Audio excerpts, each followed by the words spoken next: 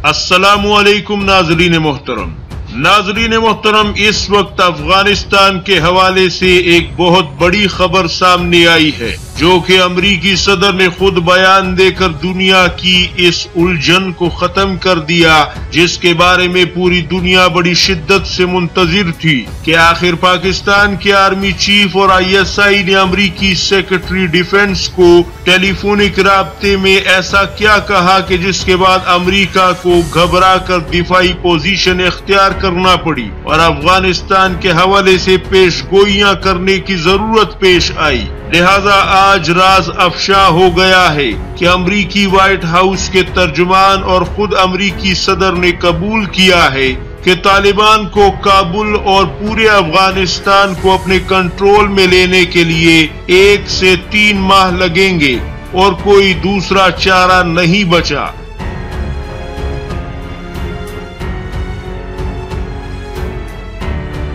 लेकिन नाज़रीन मोहतरम, इस बयान के बाद अब ISI के मुतालिक दुनिया में नई बहस गर्म हो गई है, क्योंकि अमरीकी मीडिया अब अमरीकी हुकूमत पर न सिर्फ सख्त तनकीद के नश्तर चला रही है, बल्कि सवालात की भी बौछार कर रही है और पूछ रही है कि जून के महीने में अमरीकी इंटेलिजेंस एजेंसी CIA और व्हाइट हाउस के तर्जुमान ने बयान दिया था कि तालिबान बहुत भी ज्यादा ताकतवर हुए और बासलाहियत हुए, तब भी अफगानिस्तान के दारुल हुकूमत काबुल तक पहुंचने में तालिबान को 12 महीने तक यानी 1 साल का अरसा लग सकता है। तो फिर अचानक से आज अमरीकी हुकूमत को कौन सा इल्हाम हो गया है कि वो अब 1 साल से 1 महीने पर आ गई है, और जो पेशगोई 1 साल की जा रही थी वो अब 1 महीने से 3 महीने के दरमियान की जा रही है।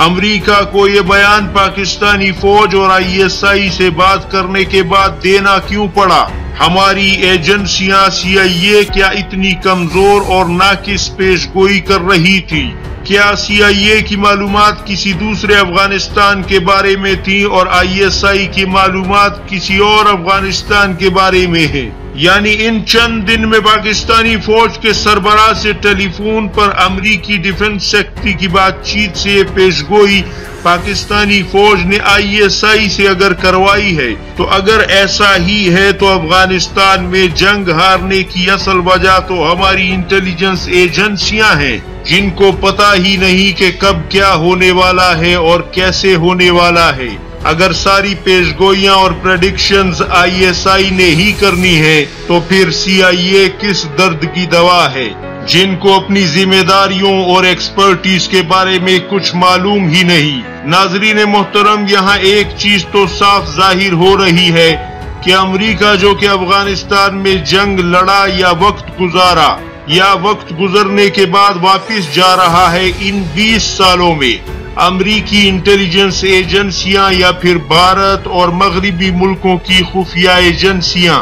मुकम्मल तौर पर नाकाम रही और उनका अफगानिस्तान के जमीनी हकाइक के बारे में सारी कैलकुलेशंस और आदाद व शुमार हैरान कुन हद तक फरसूदा और लाहासिल साबित हुई,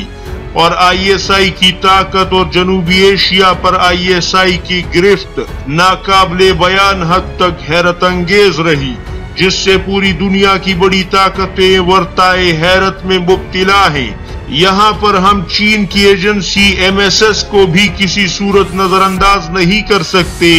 जो कि जनूबी एशिया की इस ग्रेट गेम में ISI के साथ शराकतदार रही, और MSS और ISI ने मिलकर अमरीकी CIA, इसराइली मूसाद और भारतीय एजेंसी रॉ, यहाँ तक के बरतानिया की MI6 को भी इस महाज पर मात दी है, जिस पर हम दोनों मायानाज और बलवान एजेंसियों को